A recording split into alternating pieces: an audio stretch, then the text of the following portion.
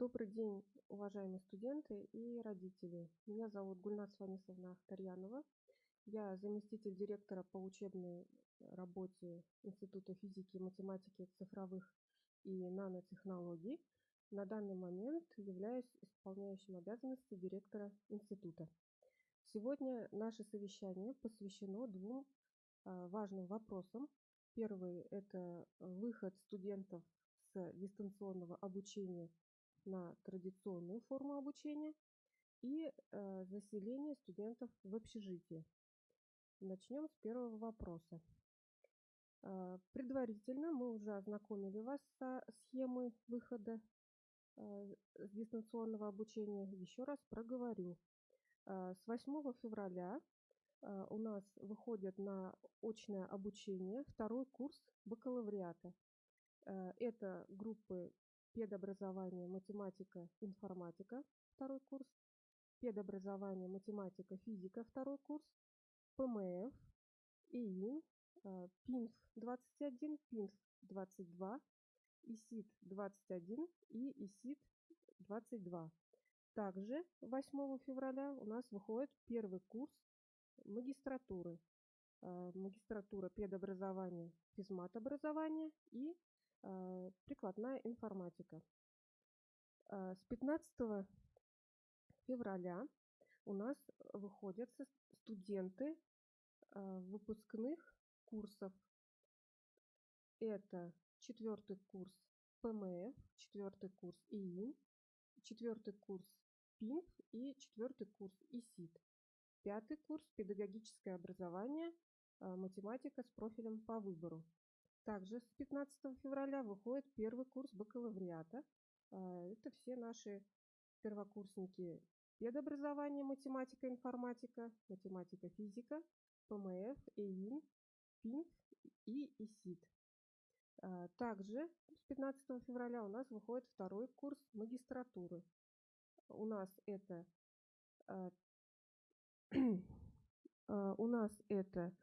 педагогическое образование, физико-астрономическое образование и прикладная информатика и СФМТ профобучение. Студенты 3-го курса бакалавриата, а также 4-го курса педагогического образования у нас остаются пока на дистанционном обучении. Все студенты заочной формы обучения также остаются на дистанционном формате обучения. Очно-заочные, это АЗО и СИТ, второй курс, выходят с 8 февраля на очное обучение. Расписание звонков во втором семестре сохраняется, то есть учеба будет начинаться с 8 часов. Будьте внимательны и соответствующее расписание перемен у нас. Вход в корпус строго в масках. На входе обязательная термометрия, то есть вы входите в корпус, подходите к человеку с термометром, быстро измеряете температуру. Если все нормально, дальше проходите, не создаете очереди. Если же у вас наблюдается повышенная температура, то отходите в сторонку и ждете дальнейших инструкций. Вход в корпус строго по электронным пропускам. Это важно. В первый день, если вдруг у вас пропуск не работает или вы его потеряли, допустимо в первый только день учебы, то есть 8 числа, для кого-то 15-го, пройти по студенческому билету. Но во второй день и в последующие вас уже так никто не впустит, поэтому вам необходимо будет восстановить пропуск в случае его утери или каких-то других поломок. Алгоритм восстановления пропуска есть на странице правкома студентов ВКонтакте, но я вам его тоже проговорю. Вам, во-первых, нужно будет заявление написать, оплатить 300 рублей, по указанным реквизитам и с чеком подойти в 201 кабинет второго учебного корпуса.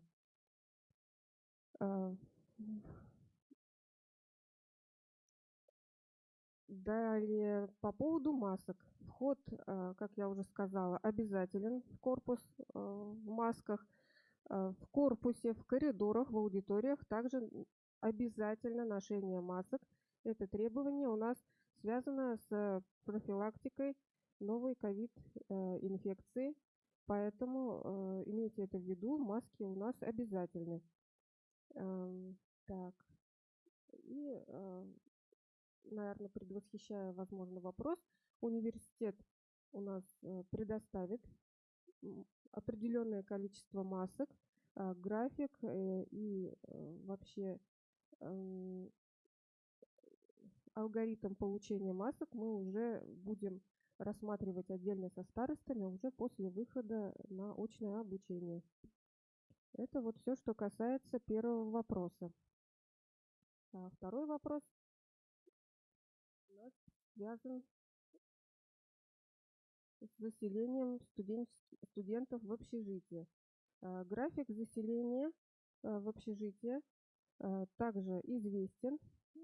Он у нас выложен на всех страницах студенческого городка, общежитий и на сайте. Вы с ними наверняка ознакомлены, но я все равно проговорю. Заселение уже началось сегодня. У нас сегодня заселяется второй курс с 8:30 начало заселения. Продолжится и завтра с 8:30. И 5 числа по графику у нас первый курс магистратуры заселяется с 8:30 до 5 часов.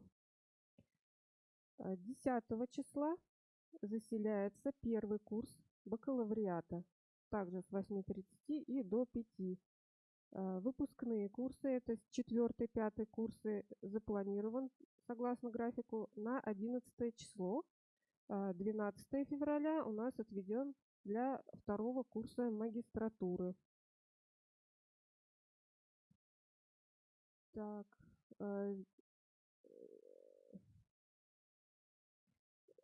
наверное, я сейчас еще зачитаю сначала документы по заселению, на всякий случай, чтобы закрыть второй вопрос, и дальше будем отвечать на ваши вопросы. Я вижу, уже они появились. Документы по заселению – это договор найма жилого помещения, оригинал, паспорт, результат флюорографии, фото 3×4, 4 штуки для студентов второго курса и 4-5. Ордер, образец есть в группе студгородка ВКонтакте. Заявление на койко-место. Это для студентов вторых, 4-5 курсов, кто у нас заселяется в этом году первый раз. И чек об оплате за проживание за месяц. Стоимость проживания в общежитии номер 4 – 1293 рубля в месяц. Ну, наверное, основная информация по второму вопросу – это все. Давайте теперь ответим на вопросы. Так, я буду зачитывать вопросы, чтобы все слышали. Итак, первый вопрос. Группа ОЗИСИД второй курс выходит?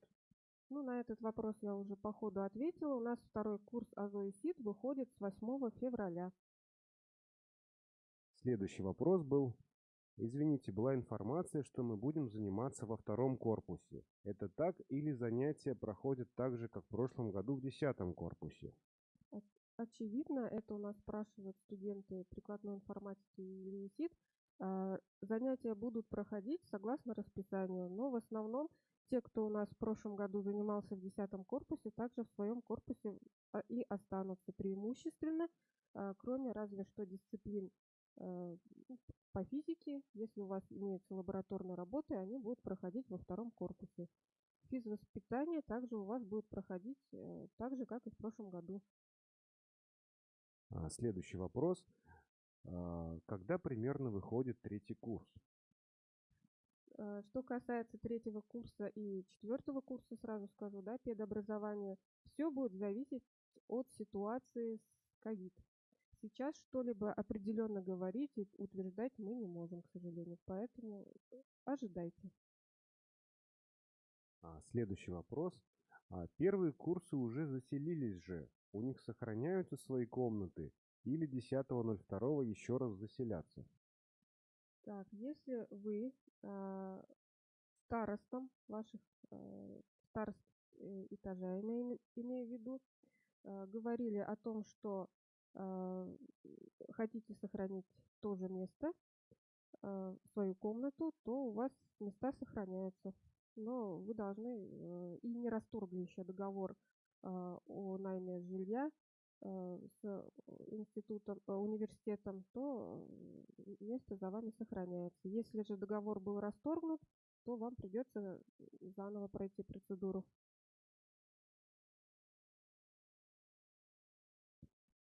Следующие два вопроса, наверное, можно объединить в один. Вопрос заключается в том, когда появится новое расписание с новыми аудиториями. Во-первых, тут написано, изменится ли. Да, расписание чуть-чуть изменится, потому что зависит от привязки к аудиториям и лабораториям в первую очередь. Новое расписание ожидайте четверг-пятницу на сайте университета. Также мы продублируем и во всех старостатах. Так, на данный момент больше вопросов нет. Пожалуйста, давайте активнее. Может быть, у родителей есть вопросы, потому что, насколько я понимаю, это пока студенты задают вопросы.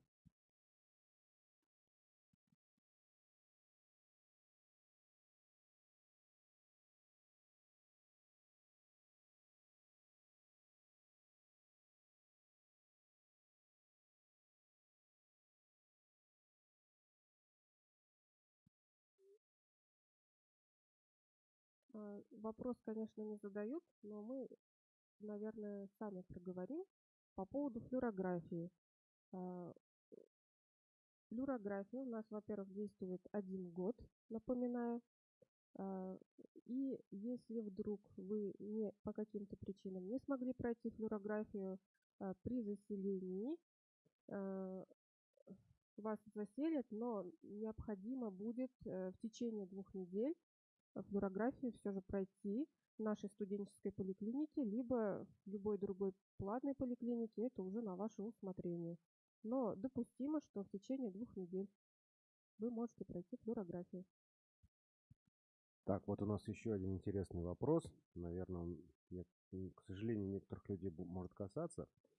Тем, кто на данный момент болеет COVID-19, есть необходимость собирать какие-либо документы о своем выздоровлении и через какое время после болезни им можно проходить на учебу?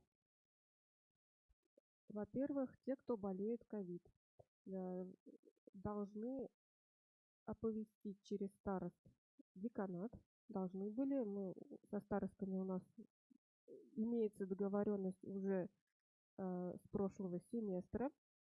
Если у вас подтвержденный ковид, то есть у вас есть результаты анализа, вы этот результат отправляете в деканат, то есть через старост. И на этом основании мы не требуем вашего личного присутствия на занятиях. После того, как у вас завершилось, закроют больничный, то есть если вы болеете, у вас подтвержденный ковид, то, очевидно, вы находитесь на больничном. Вы с больничным листком сначала подходите в нашу поликлинику, получаете соответствующие печати, подписи и приступаете к учебе по расписанию. Следующий вопрос, он, конечно, никак не касается заселения в общежитие, начала очного обучения, но он не совсем корректный. Никто Ольгу Николаевну не увольнял, она сама уволилась. Да, она больше у нас не работает. Следующий вопрос. Здравствуйте, такой вопрос. Что делать, если родители студента против того, чтобы он выходил на очное обучение?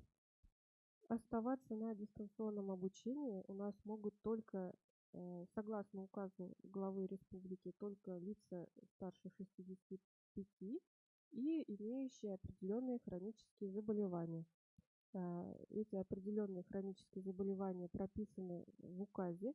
Если они у вас имеется медицинское подтверждение, документы подтверждающие, вы можете написать заявление с просьбой о э, продолжении обучения на дистанционном формате. Это заявление будет рассмотрено. Ну, тут комментарий по поводу Ольги Николаевны.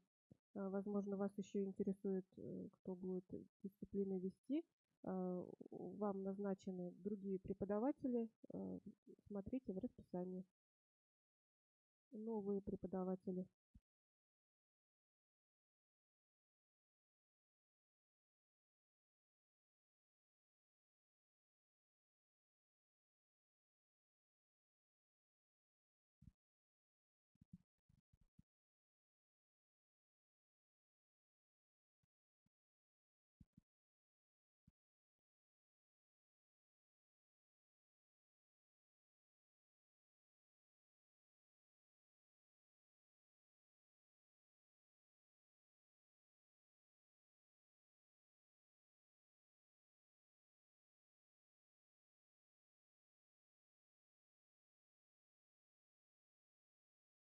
Итак, у нас следующие вопросы появились. Значит, будет ли запись этой трансляции? Да, мы сейчас вот уточнили у сотрудника. Он сказал, что действительно будет запись этой трансляции, ее всегда можно будет посмотреть. Следующий вопрос. Здравствуйте, лекции будут проходить очно? Потоковые лекции будут проходить дистанционно, некоторые лекции будут проходить очно. Ну, это вот, например, дифференциальная геометрия или геометрия, та, которая проходит у небольших групп, в больших аудиториях будут проходить лекции очно, ну, профильные лекции. За исключением преподавателей 65+. Для них все еще сохраняется режим дистанционного обучения, дистанционного формата. Они пока занятия будут вести в ЛМС. Следующий вопрос был о том, что если при входе температура будет показывать больше 36,6 градусов, значит не допустят, и скажется ли это на отметках? Если у вас температура выше 37, вас направят домой. Во-первых, зафиксируют вас в журнале о том, что вы пришли, чтобы в журналах посещаемости у вас не было прогула. Вас отправят домой. Дома вы уже должны будете вызвать врача. Но если вы с утра чувствуете себя плохо, фиксируете сами повышение температуры, то на занятия не приходите, сразу вызываете врача и информируете об этом старосту. На отметках, естественно, это не скажется. Это уважительная причина, но вы должны обратиться к врачу. Следующий вопрос. Починит ли сайт ЛМС? С 5 числа обещают, что он начнет работать в штатном режиме.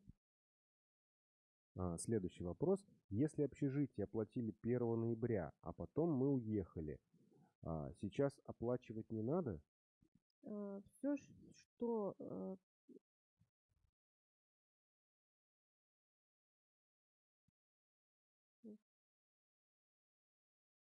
здесь уточняют, оплатили до 1 ноября, либо с 1 ноября там до конца семестра, зависит, да? Но вообще общий ответ, я так понимаю, если перейдут ли оплата в этот семестр. При заселении у комиссии есть список с теми, у кого имеется вот эта переплата. То есть вы заплатили и ушли на дистанционку. И вот все, что вы переплатили, будет перенесено на этот семестр. Следующий вопрос. Будет ли преподавать очно Минхан Абузарович?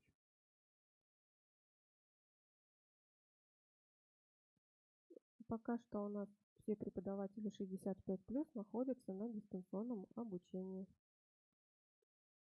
Так, следующий вопрос. А если, допустим, на момент прохождения учебной практики третий курс не выпустят на очное обучение, будем ли мы проходить дистанционно или в корпусе? Дистанционно будете проходить. Мгм. Что будет с инструктивно-методическим лагерем и вожатской практикой в целом у третьего курса?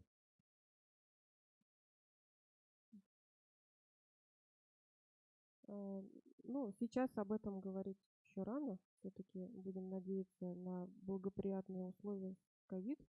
Это все будет зависеть, во-первых, от этой ситуации. Э, Ближе к практикам уже более конкретную информацию мы сможем вам сказать. Следующий. Можно ли заселиться в общежитие позже указанного срока, если студент-первокурсник проживает в другом регионе и не может часто ездить домой? Можно будет заселиться с другими курсами, с другой группой. Э, Ну, на всякий случай предварительно предупредить лучше своих старост этажей или одногруппников. Важно, во-первых, список документов, чтобы у вас был правильный, соответствующий, и заселение в будние дни, то есть с понедельника по пятницу в рабочее время с 8:30 до 5. В субботу у нас не рабочий день. Так, следующий вопрос. Почему нельзя пересдать оценку 3? Как это работает? Не совсем ясен вопрос. Оценку 3 можно пересдать. А, Вы имеете право пересдать оценку на более высокую в течение всего периода обучения один раз. Для этого вы пишете соответствующее заявление, направляете на почту директората, его рассматривают, и в установленном порядке вы пересдаете оценку на более высокую. Но стоит заметить, что это не повлияет на стипендию. Это просто будет пересдача на более высокую. Она особо актуальна для студентов выпускных курсов, когда вопрос стоит о дипломе, красном дипломе, либо дипломе без троек, если это кому-то принципиально.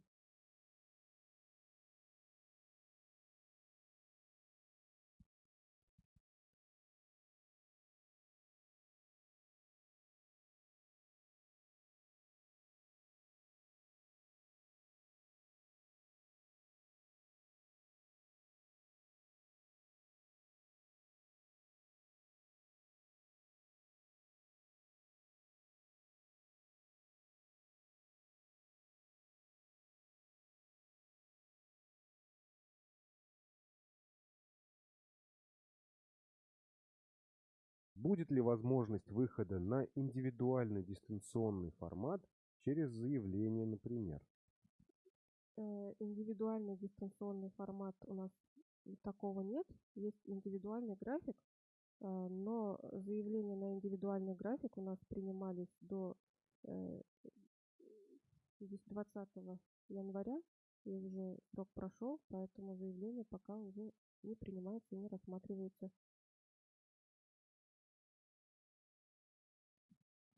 Так, ну это, видимо, продолжение еще того вопроса про тройку и пересдачу. Некий Радмир Хасанов продолжает спрашивать. То есть, если пересдать на 4, стипендии все равно не будет?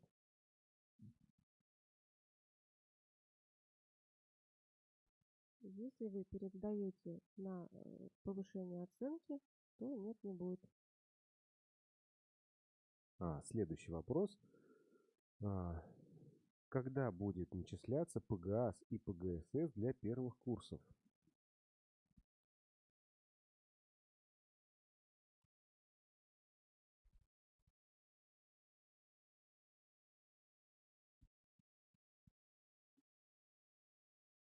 Ну, ПГАС, ПГСС всегда начисляется с начала семестра. У нас осенний семестр заканчивается 31 января. Весенний семестр начинается 1 февраля. Вот с 1 февраля вам будет начисляться эта стипендия.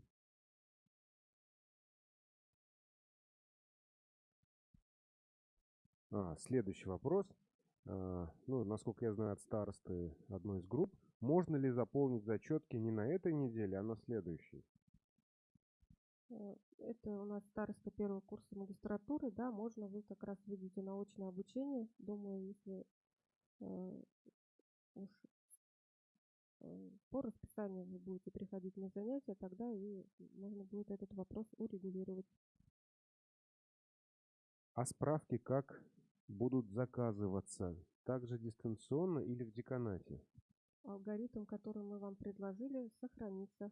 То есть дистанционно вы также, как было предложено, будете заказывать,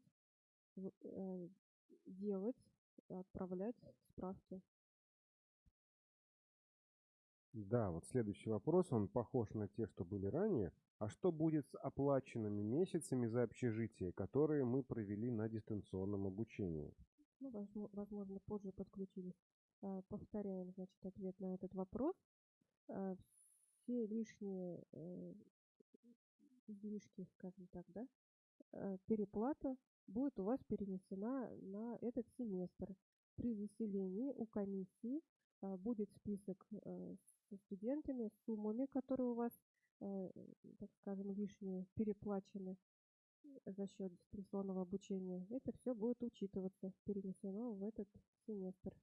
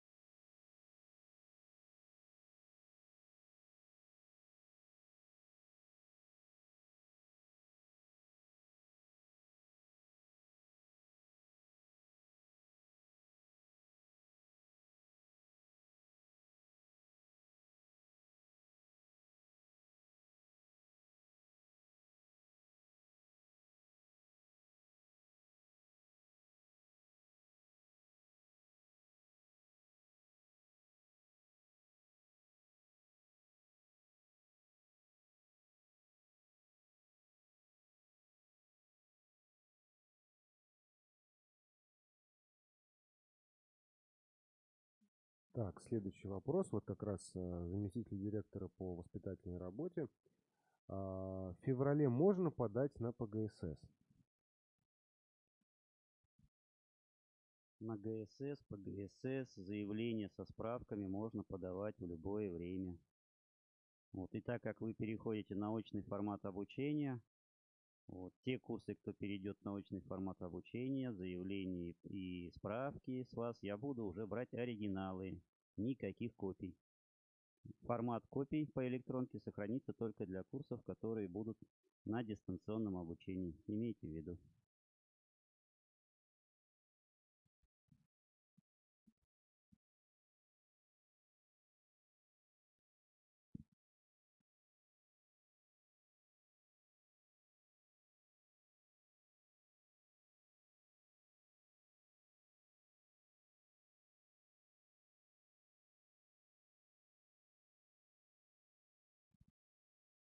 Еще один момент проговорю. Значит, про вход в корпус я уже сказала, что он обязателен в масках и строго обязателен с электронными пропусками. Также у нас с 8 числа начнет работу гардероб, и обязательно необходимо будет оставлять верхнюю одежду в гардеробе. По коридорам в аудитории в верхней одежде запрещено находиться. Так, ну вот Николаю Федоровичу еще один вопрос. Еще ГСС была назначена автоматически, в скобках по льготе. ПГСС будет также назначена автоматически?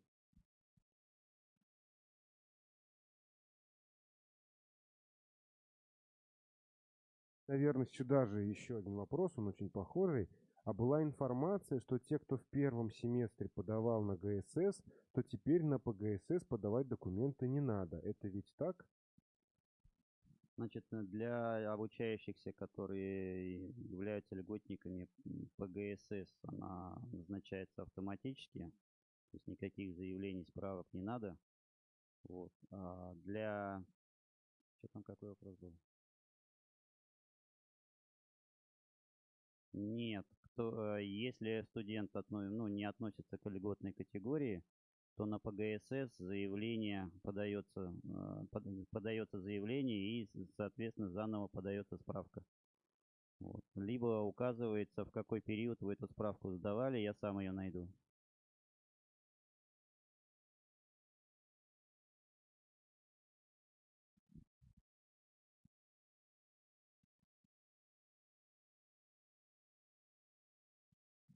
Следующий вопрос. Журналы также продолжатся заполняться? И что делать, если некоторые пары в ЛМС будут, они не будут фиксироваться?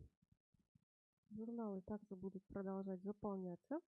Все пары будут фиксироваться. Мы вам инструкции скажем, когда выйдете, когда будет выдача журналов. Это как раз второй тур спрашивает.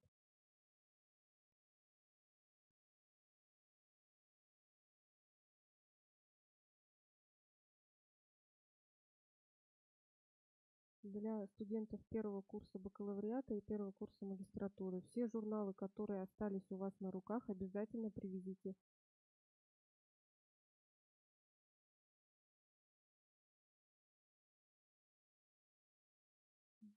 Этого семестра, вот Карина Рамилевна говорит, у нас еще остались те, кто не сдал в марте УВЭС, например, случайно, это группы ИИН и ПМФ у нас. Также мы ждем ваши журналы.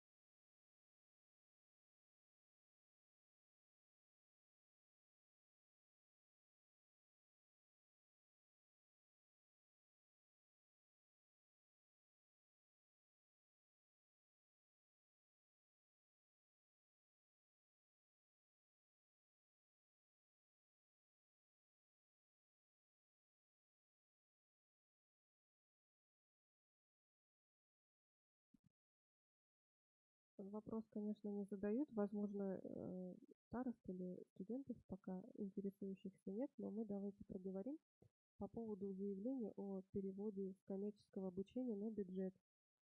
Информацию о переводе ожидайте с 1 марта. До 1 марта у нас этой информации не будет, потому что все комиссии университетские будут проходить в начале марта. Поэтому до смысла звонить и спрашивать пока не будет.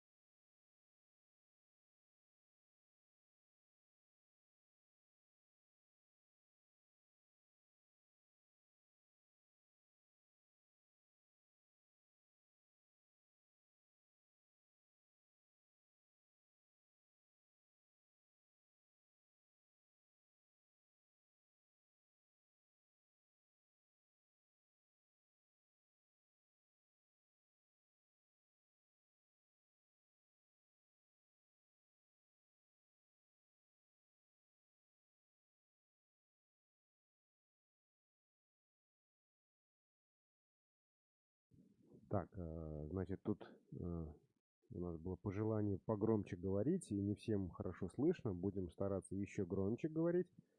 Так, ну вы тоже у себя проверьте, может быть, у вас звук недостаточно включен. Так, вопрос. Когда будут известны результаты, кто прошел на ПГАС, кто подавал еще в январе?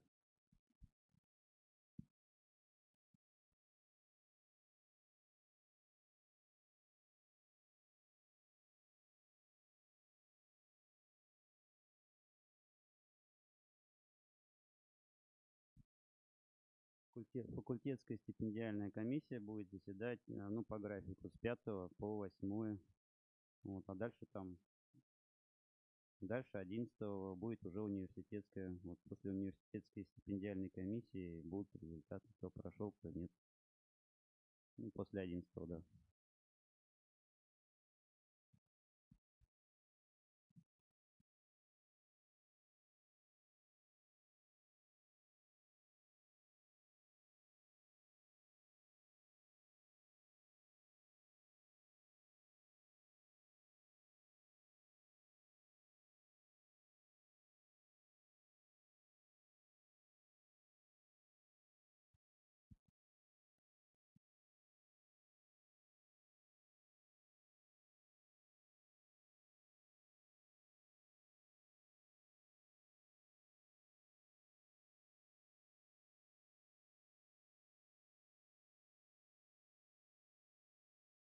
Так, вот вопрос Николаю Федоровичу.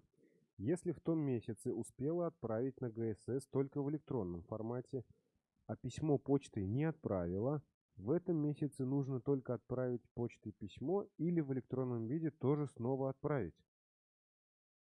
Непонятен вопрос. Если в электронном виде ваши документы дошли, то я в приказ их включаю. А оригиналы по определению вы обязаны были отправить в тот же день по почте.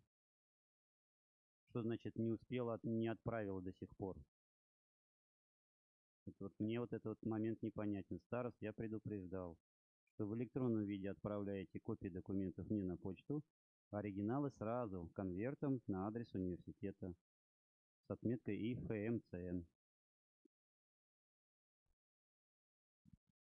Так, вот здесь продолжение. Сейчас мы к Дарье еще перейдем. Просто это, видимо, ответ на замечание Николая Федоровича. И если отправляла заявление в том месяце, а оригинал направила только в этом, будет ли сделан перерасчет или зачисляться будет только с февраля? По ГСС и ГСС, ну, по ГСС, если вы до начала семестра документы прислали, по ГСС будет назначается с начала семестра. Ну, то есть, к примеру, в начале января прислали документы на ПГСС, а ПГСС будет назначаться с 1 февраля. Вот. Но все заявления ваши фиксируются в день, когда они мне попали на электронную почту. И именно с этого дня, ну, ГСС и назначается в день, когда документы попали мне в руки. Это фиксируется в журнале. То есть, если вы прислали электронной почтой, и я его в журнале зафиксировал этим числом, когда вы мне их прислали, с этого числа и получаете ГСС. Так, вот вопрос от Дарьи Жуковой. Флюорография какая нужна по сроку? Если ее сдавали осенью при заселении, то она уже не подойдет? Повторяю ответ на этот вопрос. Флюорография действует 1 год. Вы при заселении осенью ее, видимо, свежую принесли, поэтому повторно флюорографию проходить не нужно. Она подходит. Если срок вышел год, значит нужна новая флюорография. Не вышел, значит пользуйтесь той, которая есть.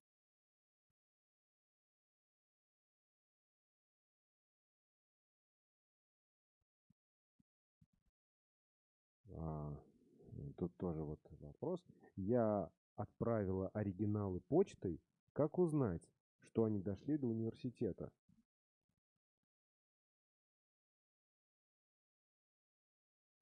Как не узнать?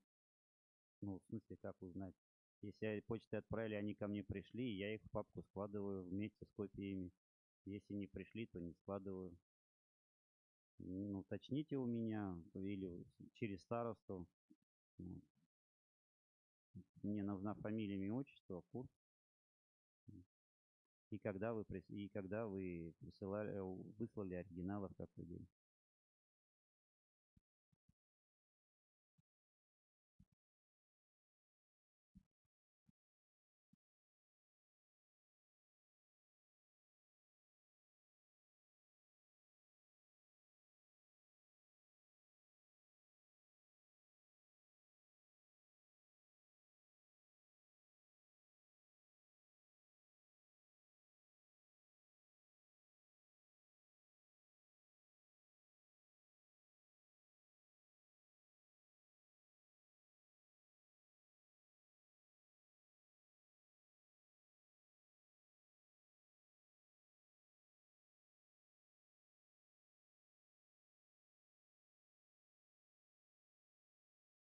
Так, следующий вопрос. Насколько сильно изменились цены у четвертого общежития по сравнению с прошлым годом?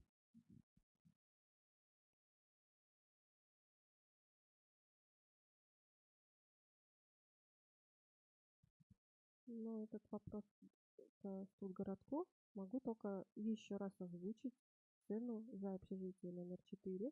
Это 1293 рубля в месяц. А насколько сильно изменились, это, наверное, уже вы можете сказать, потому что в прошлом году в четвертом общежитии заселялись. Следующий вопрос. Что делать, если иностранные студенты не смогут приехать на очное обучение из-за того, что у них границы закрыты?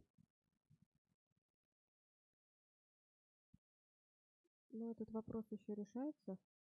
Во-первых, вам нужно будет сообщить через старост о своей проблеме, что где студент находится, кто, фамилия и так далее. Оповестить деканат. Мы вам более точную информацию скажем, что этим студентам делать. Так, вот следующий вопрос. Уже несколько недель пропадают занятия по физкультуре.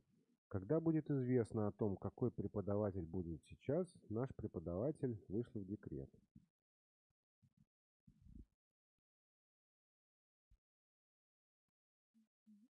Как, как только будет перераспределение нагрузки часов на этой кафедре, а это не наш институт, к сожалению, э, так у вас возобновятся занятия. О пропавших занятиях позже будет известно, что будет с пропавшими занятиями по физвоспитанию.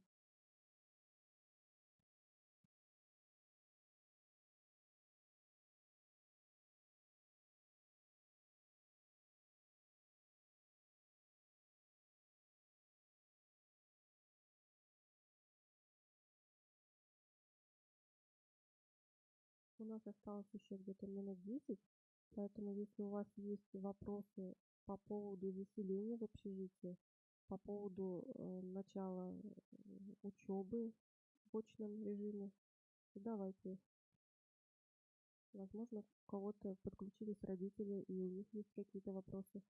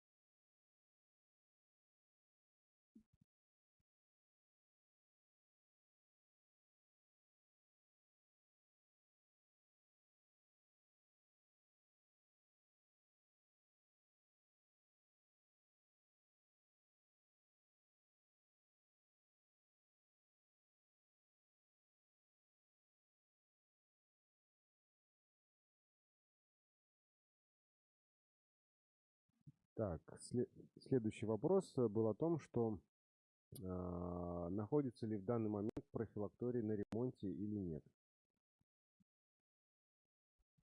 По этому вопросу мы просим обратиться в студгородок.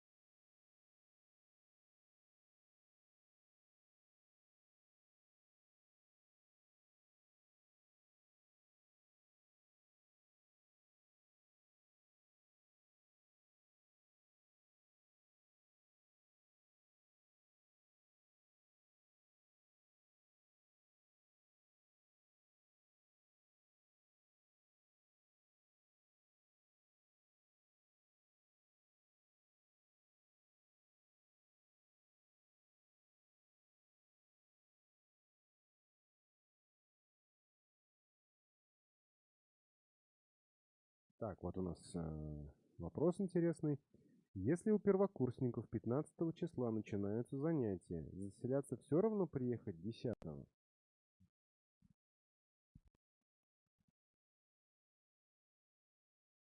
Это только ли 10-го? Мы уже говорили о том, что если у вас нет возможности прямо в этот день приехать, то допустимо заселяться в другой день с другим курсом, с другими группами. Так, если 15-го... Да, мгм.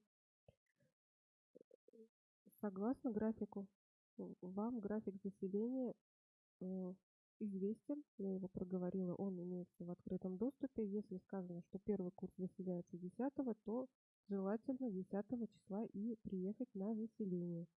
Только форс-мажорные случаи, когда студент живет в другом регионе, далеко и прочие, допустимо в другой день с другой группой и другим курсом. Но в рабочий будний день, в рабочее время. Оговорка.